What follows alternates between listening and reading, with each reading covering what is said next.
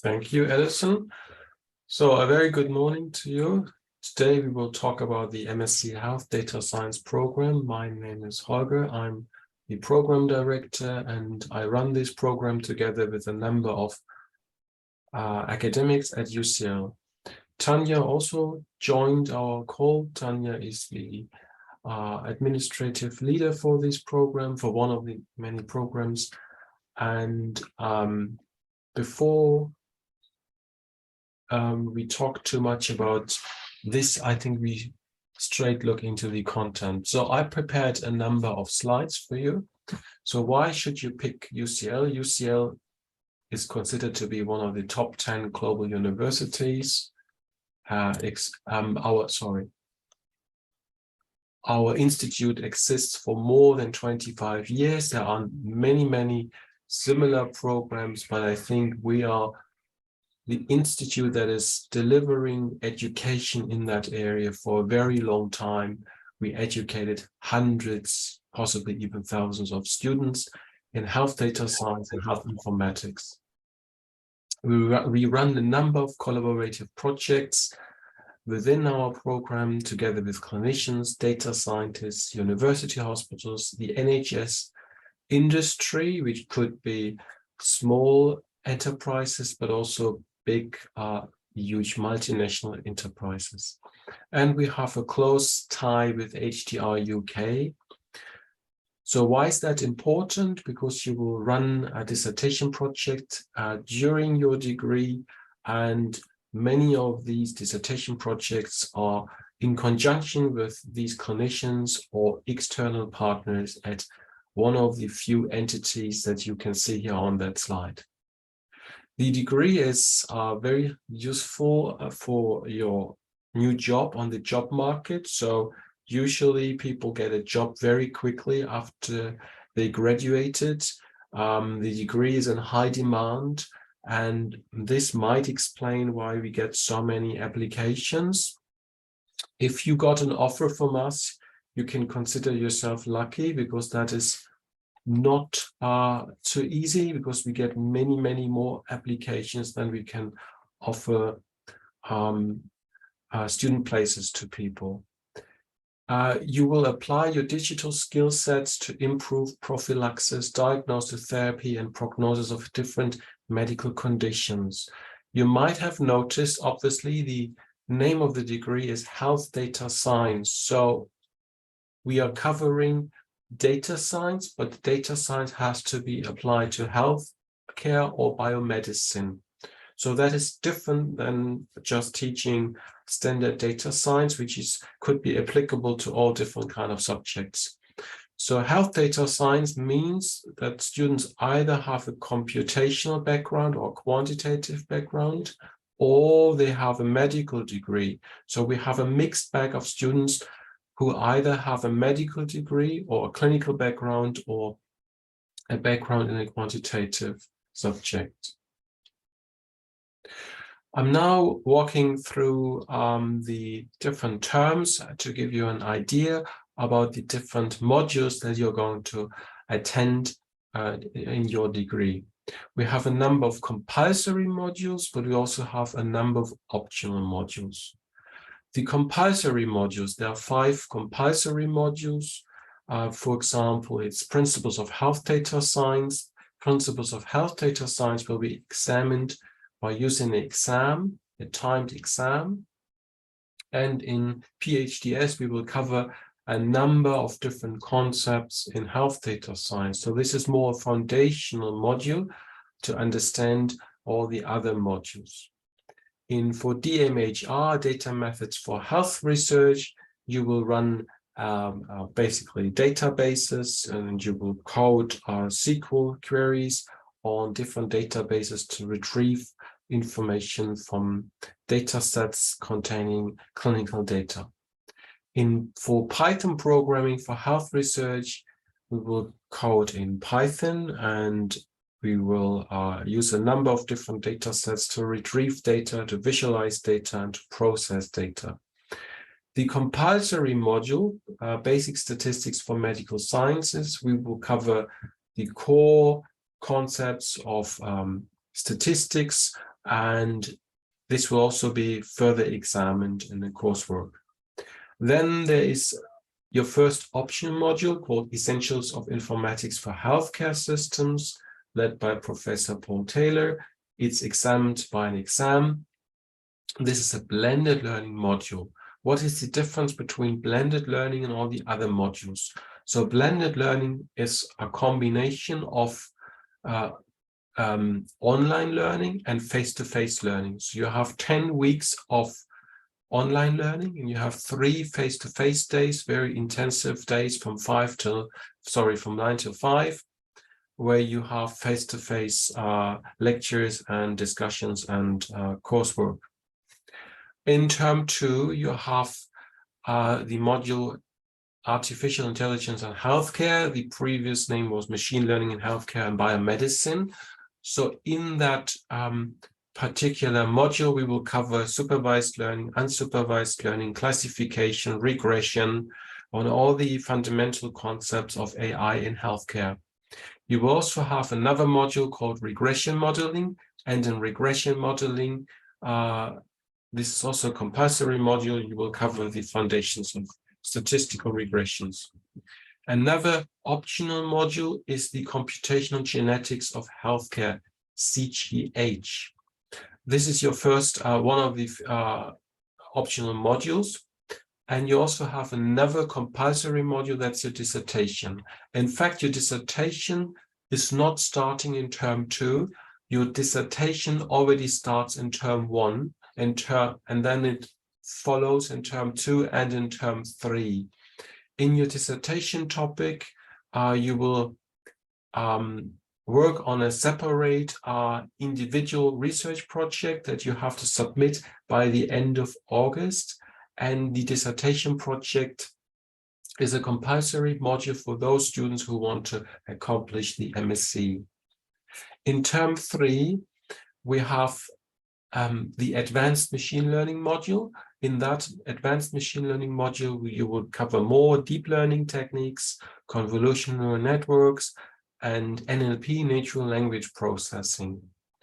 Obviously, everything applied on data sets in healthcare and biomedicine. There's another optional module called Advanced Statistical Analysis. Then you have the Artificial Intelligence and Healthcare project. That's a project in a team, and you have to implement a specific AI project for a particular medical problem. Then you have the Public Health Data Science module covering health data science, especially in relationship to public health. This might be of interest for those people who want to do some research, for example, on virus data or similar things that are related to public health or to the current pandemic data sets. And finally, in term 3, you will finalize your dissertation. Your dissertation has 6,000 words, and you should submit this by the end of August, on 31st August. And this will be a long journey described in a typical way how a paper would be written: in introduction, methods, results, discussion, and conclusion. So now I'm giving you some small pieces of selected information about some modules. For example, the PPHR, Programming in Python for Health Research. In that module, we will talk about Python programming and the execution of programs and data types. For those students who have a background in quantitative science, this might be easy at the start, but the pace very quickly increases, and we will go quite deep then into Python. Possibly the first 3 or 4 lectures are on an introductory level, but then we go deeper into Python. So, for example, we'll talk about loops and conditionals. We will talk about reproducibility through functions. How do you write dynamic software code, and how do you implement this also in your coursework? And how do you use, for example, pandas or NumPy to solve a number of different problems. We will also talk about modules, regular expressions, NumPy, how you visualize data sets, for example, by using matplotlib, how you describe key principles of object-oriented programming, object-oriented design, object-oriented analysis, and we will quickly talk about Unix and Linux and GitHub and version control, memory management. Since our high-performance cluster is a Unix-based system, you should know how to use Unix if you want to do some projects that require a higher demand on computational power. So in that module, we will talk about how data is collected, how data is pre-processed, data cleansing, how do you do data cleansing, both with NumPy, but also with scikit-learn and pandas. How do you visualize data to explore data, how you train different machine learning models, how you communicate, visualize, and report your findings in tables. And finally, how do you implement this for potential data product? So the data science toolbox, we will use different type of data to read in necessary data and parameters. You will run the model and fit the different processes, and you will collate and output results. Here, for example, you can see some previous coursework and also work that we did. So these are GP practices. I'm not sure if you can read that. So that's the monthly total spending per surgery. That's the total number of registered patients. In the UK, there are about 10,000 GP practices, and that data is available in the GP prescribing data set. And if you plot this with matplotlib in Python, you can see obviously the more patients you have, the more total spendings you will have in that particular surgery. It's not entirely true because it also depends what type of population you have. So if you fit a regression line, for example, you would see that there are some outliers, GP practicing having an overspending or an underspending in comparison to the number of patients they serve. So these are very nice examples to use Python for visualization of health data. And this is just one example out of many. What else could you do? You can, for example, plot a distribution or a histogram, and to see, for example, whether there's a median or if there's an average spending of surgeries per patient. And other things we can use public data sets, for example, here, how often people looked up flu search terms using Google.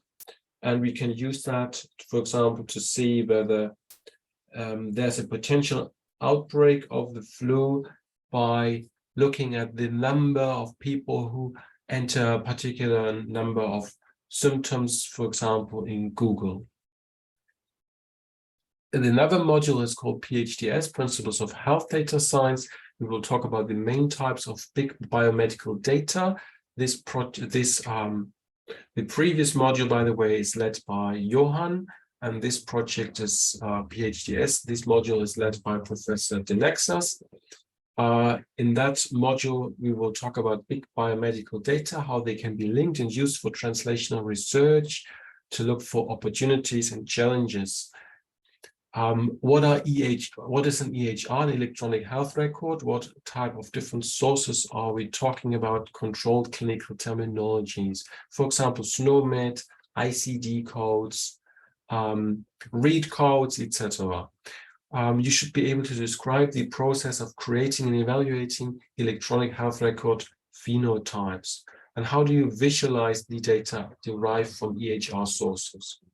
We will also briefly talk about medical imaging and how medical images contained in CT scans or MRI scans or ultrasound scans can be visualized and processed.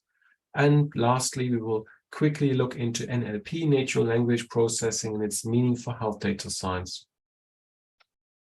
You will gain an understanding on the main potential applications, explain the measures of frequency, effect, and impact. So we will also talk about other statistical concepts such as confounding, effect modification, incidence, prevalence, and other epidemiological concepts, for example, cohort studies, case control studies, self-controlled studies, and what is bias in a trial. So principles of health data science, you will talk about primary care data sets such as CPRD, secondary care data sets for hospitals, for example, the HES data set, and other data sources describing, for example, social deprivation stored in the IMD score or disease registries, mortality, and other measurements to measure biomedical markers. Electronic health records linkage is another topic in that module. So patients' data is not just stored in one individual data set, but across different data sets. How do you identify the same patients? How do you merge that data to find a match, and then to combine that data, to merge that data from different data sets to derive a new meaning for an individual patient? In medical imaging, we will talk about MRI scans, and you will play around a little bit with different MRI scans, visualize different MRI scans, and you will get familiarized with the DICOM data set. What is the header of a DICOM data set? What is the image data set? How do you store this? How do you visualize that? In NLP, natural language processing, you will see a number of examples. It could be from a patient record. How do you use data stored in a patient record for NLP? Or how do you use data, for example, from papers for NLP? And what kind of concepts are there in NLP, and how you can implement this in Python? Mining massive data sets, so it's not just about pure clinical data sets, but also other data sets, for example, location-specific data, data from health monitoring devices, enriched by the existing data from electronic health records, and how could this be used to derive better diagnostic tools, better predictive models, and data-driven clinical trials to achieve actionable recommendations. So this is, I will show you a very nice example how you can use data from electronic health records and location-specific data and weather data, but more will follow, obviously, then in the module. Artificial intelligence in healthcare, formerly known as the machine learning module. You will outline the definition of machine learning and its essential terminology. What is a feature? What is a hyperdimensional feature space? How do you separate a high-dimensional feature space? What are hyperparameters? How do you tune them? How do you evaluate a classifier and a regression method?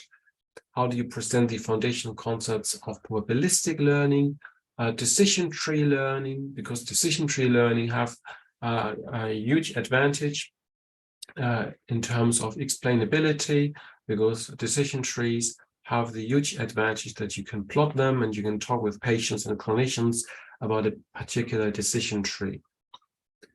We will talk about other concepts applied to multidimensional feature spaces and how you reduce a feature space for health data set. How important is domain knowledge for feature space, and how you apply support vector machines to apply these methods to health data as a particular foundational method to get this done. You will be able to contrast different classifiers and construct an ensemble classifier, and you will discuss latest developments in the area of deep learning. You will see the difference between supervised learning and unsupervised learning. Supervised learning, where you already have a particular class label for a patient. We will also talk about regression in more detail if you want to predict a continuous outcome, and unsupervised learning, for example, using dbScan or k-means to cluster an unknown feature vector into individual clusters and to see whether patients share particular characteristics in a feature space. Here you can see a three-dimensional plot of a very small three-dimensional feature space. We also talk very quickly about, not very quickly, we will talk in detail about neural networks, how you can train neural networks, for example, to derive a particular decision, and how you train a neural network. What is a neuron? What is an activation function? What is a multi-layer perceptron? How do you train this? What is a loss function? And so on. In probabilistic learning, we will just focus on the naive Bayes classifier, how you can use the naive Bayes classifier as a good start for a classification algorithm to classify your data.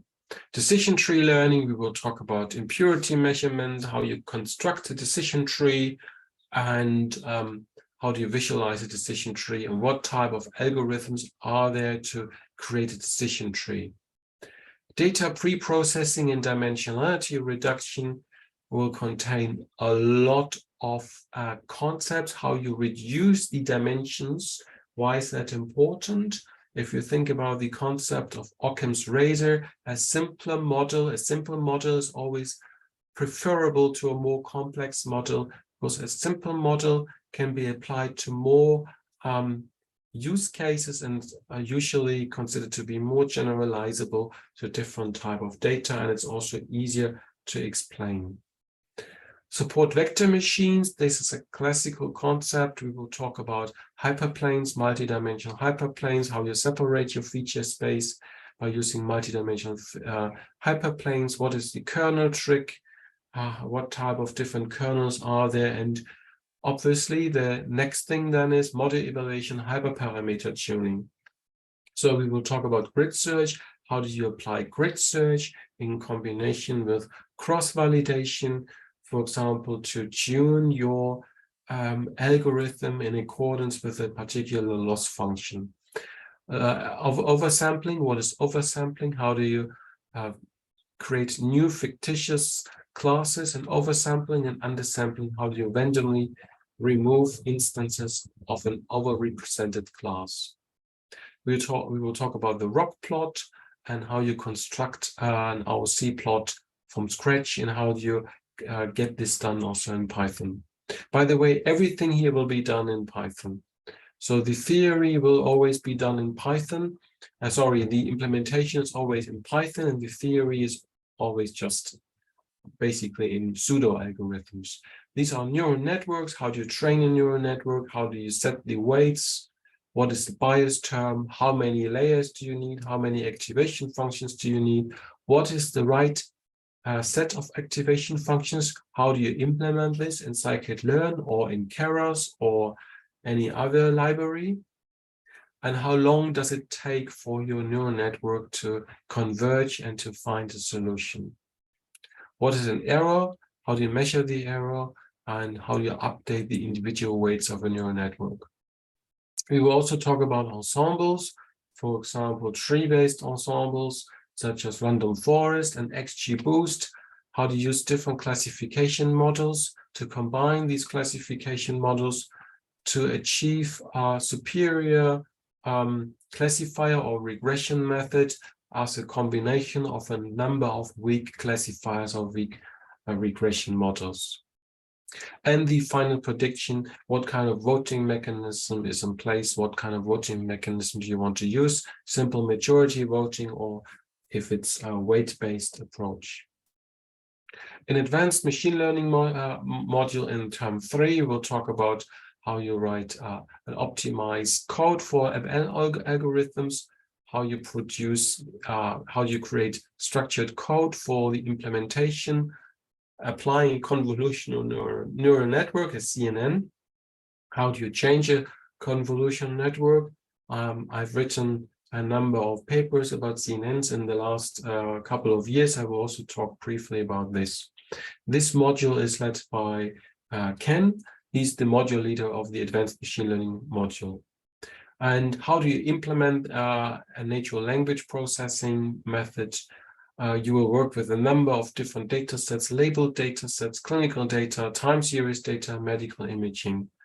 And for the assignment, you have a huge choice. I think there are 5 or 2 different subjects. You can do it with clinical data, with time series data, medical image data, or NLP data. So you have a huge variety of different assignments you can pick from.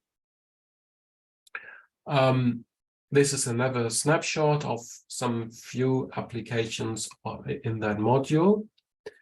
And there's another module which is not covered here because obviously we don't have so much time. This is the project, the AI project. So in a small team, you will get a data set and you have to implement an AI algorithm on a particular data set.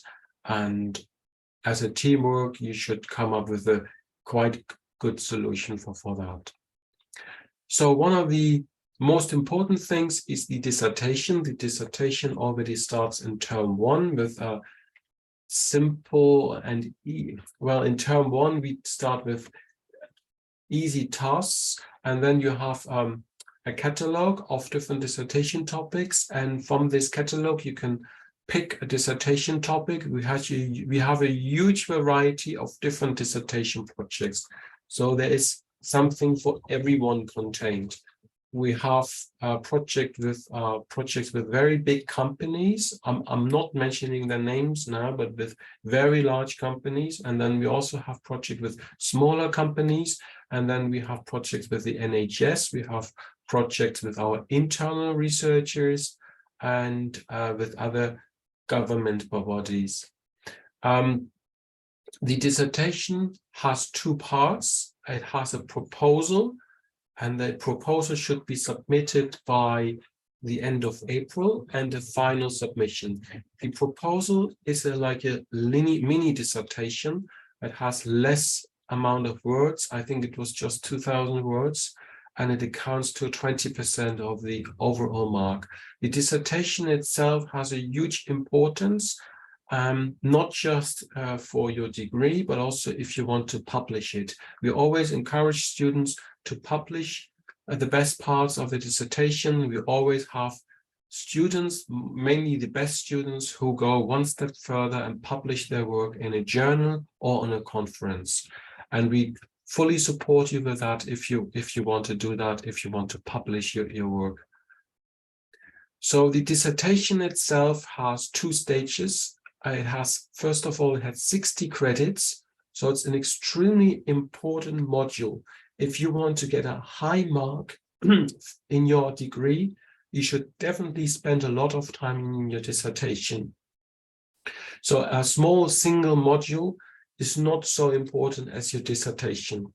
Stage 1 means you have a project proposal. That's the mini dissertation, has 2,500 to 3,000 words, and it accounts to 20% of your overall mark.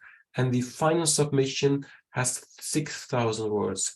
What is the difference between stage 1 and stage 2? Stage 1 is merely a plan. This is what you're trying to do, and you might expect some results, and you can describe that, what you're expecting, but it is possible that you don't find this in your final submission.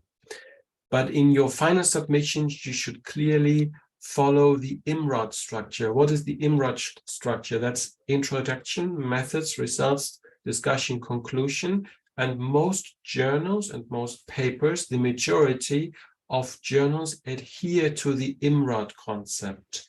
Unless there's an exception, you want to send something to Nature, and they swapped results and methods, but it's still IMRAD. It's just they swapped results and methods. So you have introduction, results, and methods instead of introduction, methods, and results. But the IMRAD structure is the de facto standard of writing papers, and we also want you to write your dissertation in that structure. So in your introduction, you should describe your topic. You should do some background reading. You're not required to do a systematic review, but you should still be able to describe the main papers in that field. And why is your work important? There should be some novelty in your dissertation. So it's not enough just to do something to repeat what someone else already did. there needs to be something new. You want to add something to the scientific community. So in your methods part, you should have a reproducible component that should be reproduced, and it should create the same results that you would get if you follow the methods. In your methods, you should also describe your data set, not just the statistical methods, but also the particular data set that you used. And in your discussion and your conclusion, you're going to discuss the strengths and weaknesses and the shortcomings of your methods and of your results, and not just the pros and cons, but you should also compare that with existing papers in that area, and to see whether you found something new or whether your results confirm something what other people found, and what are the similarities and what are the differences in contrast with other papers. So the structure of the dissertation, as already said, follows the IMRAD structure. I'm conscious of the time. I will keep that short. Already explained this: introduction, methods, results, discussion, ethical issues. So you should have an ethical approval in place, or at least if it's a public data set, you need some reference to the ethical approval process. References should be used normally. You shouldn't do that manually. You should use, for example, Mendeley or EndNote or any other different type of tool. In the appendices or the appendix, you should add your source code, your software code, and that proves that you actually did the work, and you should attach this. And there is a word count, but it doesn't include the appendix and longer tables. You might want to shift longer tables or other kind of information that wouldn't fit into the main body of your dissertation into the appendix. So these are some selected topics here of different dissertations. So dissertations have a very, very different area. Could, for example, hospital admissions, could be COVID, could be trajectory of gene variants. So we have a huge different, we have hundreds of different dissertation topics. This is just a small list, and you will see you will see that there is something for everyone. So, by the way, if there's a particular project, if you already work in a clinical setting and you have access to a particular data set, you can kill two birds with one stone if you want to. You can use that data set if you have ethical approval, and you can also always suggest your own dissertation topic. Or if you work for a specific company and you have your own project, you can approach us, and you can also do this as your dissertation topic. So you don't have to follow our suggested list of topics. Feel free also to suggest your own topic and do something what you already do or what you like and prefer. Right. So these are more examples of different dissertation projects. I will share these slides with you so that you can see that. Thank you very much for listening. I think we have 15 minutes left for Q&A. If you have some questions, you can either write this in the chat or you unmute your mic and you just say what you want to say.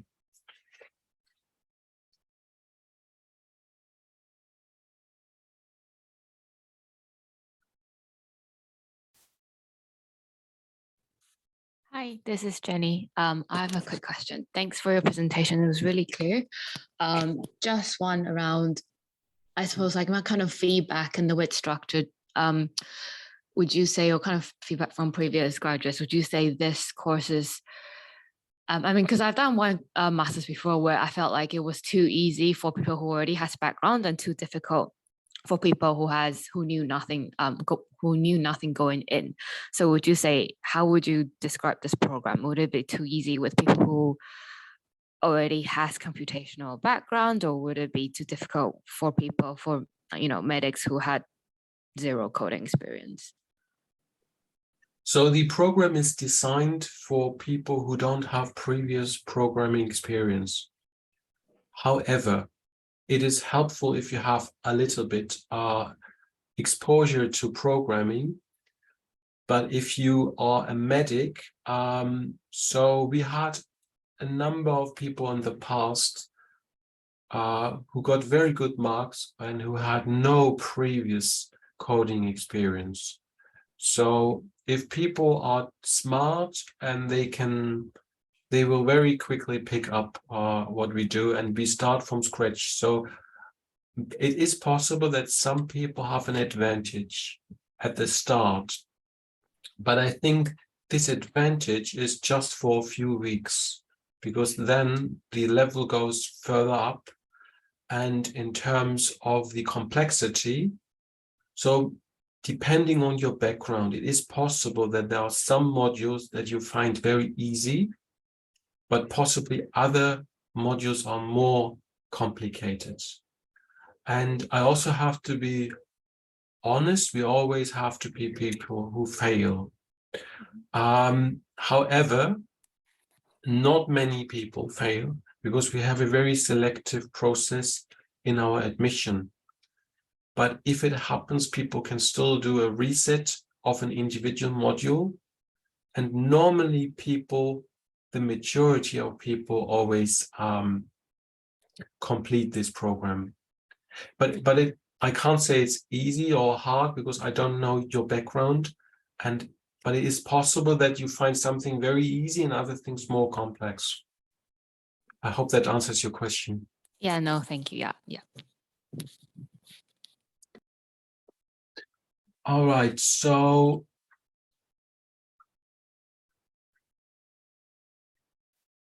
there's a number of questions from the chat, possibly.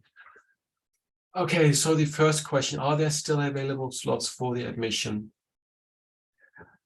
That's a very good question. So I've answered that one. you answered that. Okay. Yeah. So there's one from Regita about the joint program between UCL and Manchester. That's health informatics. Yeah, that's health informatics. That's a different program. And then there's a question from Mohammed about what disciplines areas do graduates usually work in? Is it research, clinical settings? Oh, lost it. Settings, biolabs. It's a good question if he means before they start the degree or after the degree. Graduates, afterwards. Afterwards. Some of them go to consulting companies. So we teamed up with a big consulting company, and a few people go to this consulting company. Others go to big pharmaceutical companies. Others go to the NHS. But lab, I don't think so that people go to labs. This is not, I think people who go to labs, this wouldn't be the right degree. I think this is more bioinformatics if people go to a lab. I'm not aware that people mainly go to a lab. This is government, consulting companies, pharmaceutical companies, medtech, NHS. I think these are the main companies and entities, or, sorry, people stay with us and do a PhD. This is also possible. A number of students stay with us and then they do a PhD, or they go to another university and do a PhD there. What kind of clinicians do you usually accept? So we don't distinguish between different subdisciplines. So all kind of clinicians normally we would accept. Does UCL offer a single degree program? So this is like, you already said this, Tanya.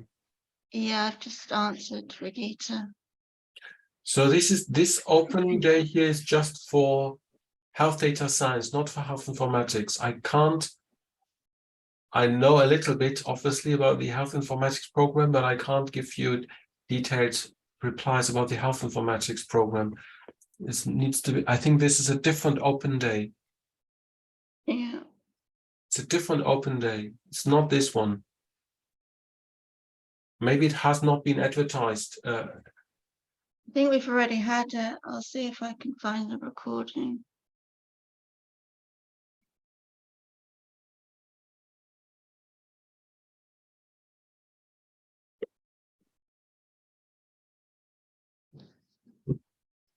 So this is just health data science today, not health informatics.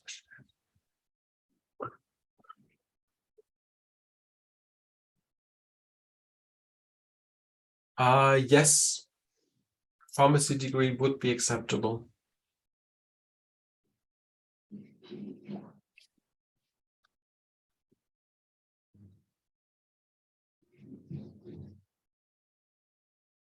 Tanya, what did you say about the admission process? What was your answer? Admissions, it closes on 31st of March. Yeah.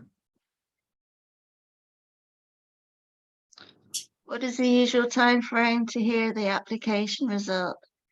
This is, well, admissions are receiving a very high volume of applications, so it could take at least a month.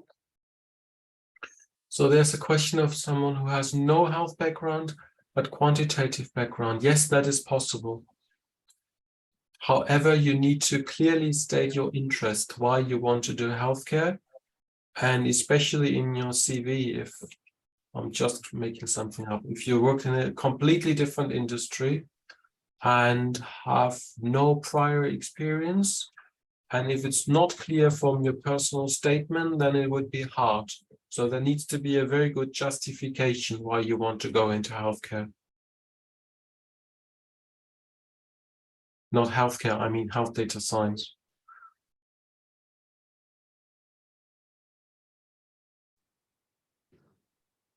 Part-time, I think it is available part-time. Yeah, I just responded. We offer it on a part-time basis, which is you have to complete in 2 years. And we also offer it on a modular flexible basis, which you complete in 2 to 5 years.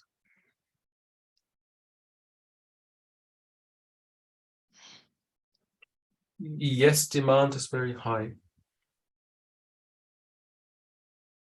Equally for the applications. So we get many more applications.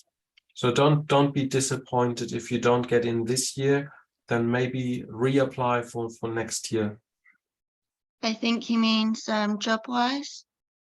Job-wise, I think so, yes.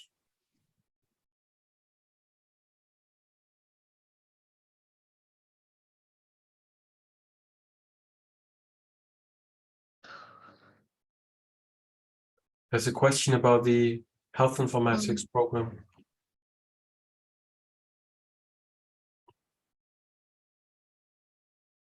Tanya, do you know the answer to this question? Yeah, I'm just putting it in the chat.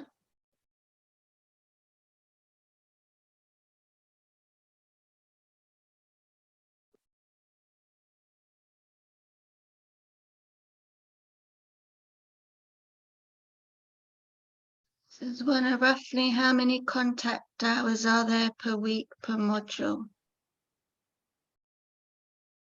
So is it 3 or I have to look at the timetable. Is it, how many do they have per week? So most sessions are 3 hours. So modules are usually 1 day a week for 3 hours, but some are 2 days. So maybe 12 hours. If it's 4 modules, then it would be 12 hours. Per week, yeah. Contact hours, 12 hours.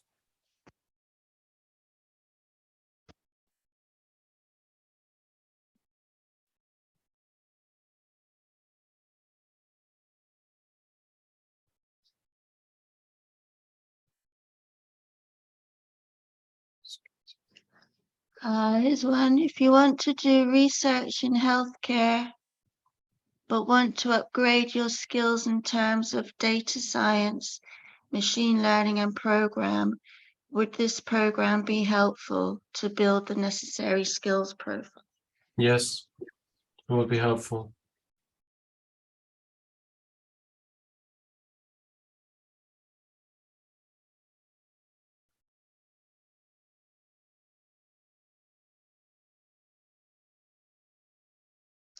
Brigitta's got her hand up. Do you want to unmute yourself, Brigitta? All right, thank you for the time, Tanya and Mr. Coons. So I am Regita. I'm interested in applying for MSc in Health Data Informatics, but since I read in the website that it is a joint program, so I think it will get me the joint degree, right? And then how about the prerequisite courses? Does the UCL require some online courses for the students before they officially take the class about health informatics, like a data champ for R programming and so on, like that? So for health informatics, there are no prerequisites. Yes, I mean like a basic R programming for students before, so they can just getting better to understand the data programming or like coding for health informatics in class. Okay, so maybe we need to clarify something. Health informatics is a different program. So health data science, today's open day is only about health data science. And in health informatics, I'm not sure if they do so much programming. I think this is more, it's a different course with different aims, but I can't say too much about it. This would be a different open day. Oh, all right. So generally speaking, it kind of different with digital health, right? Sorry? So in general, it's quite different with digital health program because health informatics might be a more general topic. Yeah, it's a different degree, health informatics. Today's open day is just health data science. Health data science is more analytical, more heavy on the computational side, and health informatics is because I'm not teaching in that program, I think it's more on a managerial side. All right. Thank you for the information, Mr. Kearns.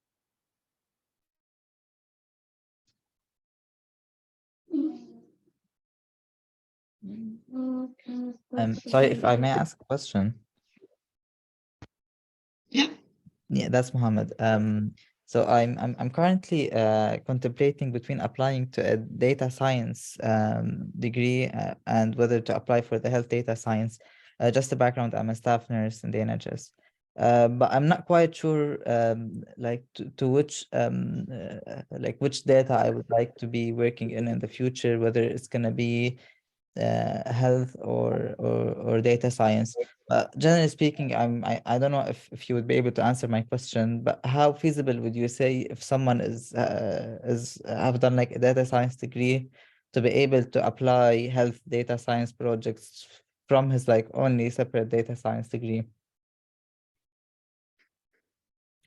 Taking into consideration that I know the data sets and I have like some experience. So how feasible would you say it would be to apply health data science projects?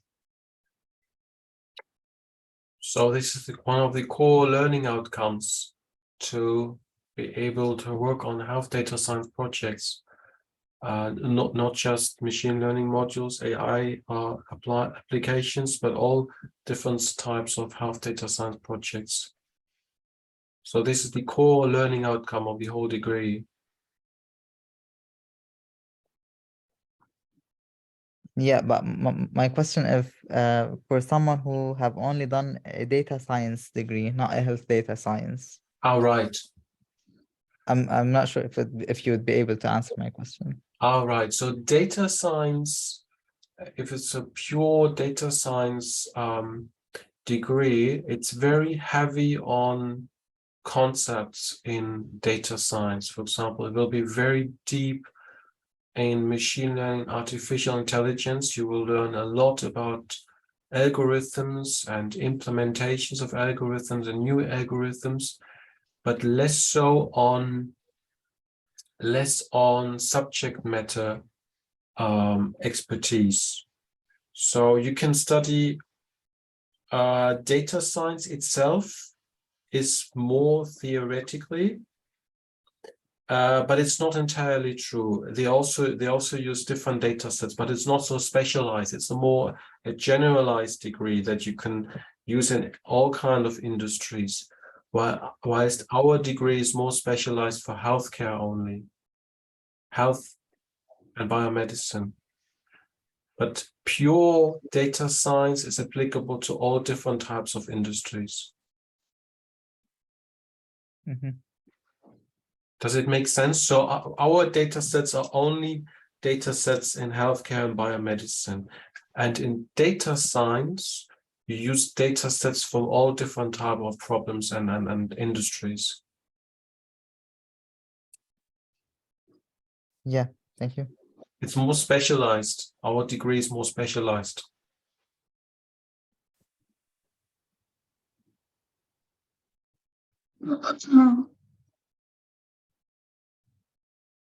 So the international fees, I don't know how that is now. I've answered that one. I don't think there are any more questions in the chat that haven't been answered.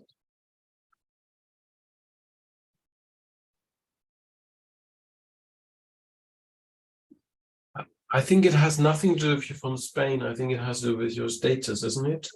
If you have Yeah, I said it's determined by admissions. They're the ones to assess whether you're international or home. So that's not something we deal with ourselves.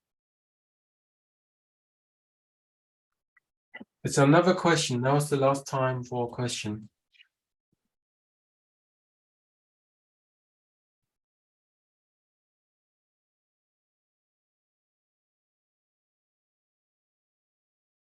Okay, there are no further questions.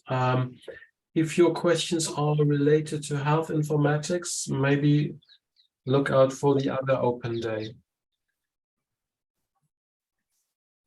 Okay, thank you very much for joining. Thank you. Bye. Thank you. Yeah.